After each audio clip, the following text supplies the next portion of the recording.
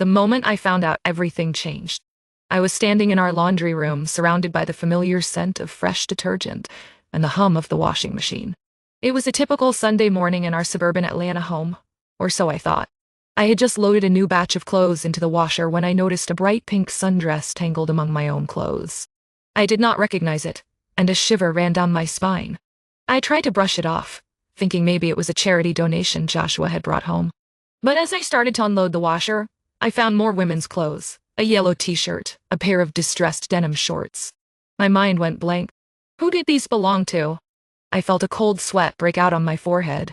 I thought back to all the times Joshua had been working late or out with friends. He had become increasingly distant, always finding excuses to avoid intimacy. I had written it off as stress, but now I was not so sure. My mother had always warned me about Joshua. He's too good to be true, she'd say. He's hiding something. I had dismissed her concerns, convinced that she just did not understand him. But now, I wondered if she had seen something I hadn't. As I stood there, frozen in shock, I remembered all of the red flags I had ignored. The way Joshua was always extremely protective of his phone, always keeping it close to him. The way he'd come home late, smelling freshly showered, like he'd just stepped out of a luxurious spa. And the secrecy about his finances.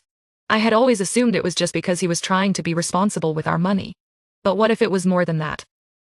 I felt a wave of nausea wash over me as I realized I had been living in a lie. Our beautiful home, the one I had decorated with love, was built on deceit. I thought about our friends, our community, and the reputation we had built together. What would they think when they found out? As I stood there, trying to process everything, I heard Joshua's voice behind me. "Hey, what's going on?" he asked. His tone casual, but his eyes seemed to hold a hint of panic. I turned to face him, my heart racing. "I found some women's clothes in the laundry," I said, my voice barely above a whisper. He froze, his expression unreadable. For a moment we just stared at each 2025. And then, he smiled. "Oh, I must have picked those up for you. I was thinking of surprising you with some new clothes." I laughed, a harsh, bitter sound. "You expect me to believe that?" He took a step closer, his eyes locked on mine. "I love you. I would never do anything to hurt you."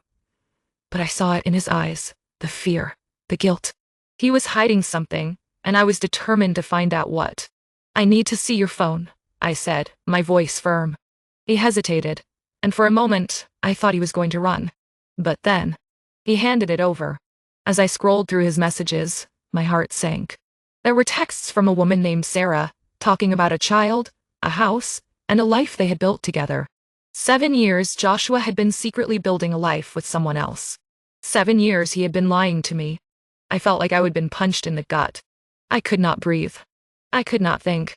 All I could do was stare at Joshua, my eyes burning with tears. "You'll have a child," I whispered. "A child you never told me about." He looked away, his jaw clenched. I can explain, but I did not want to hear it. I did not want to know anymore. All I wanted was to get out of there, to get away from him, and to start rebuilding my shattered life. As I walked away from him, I knew that everything was about to change. I was about to find out the truth, and I was going to make him pay for what he had done to me.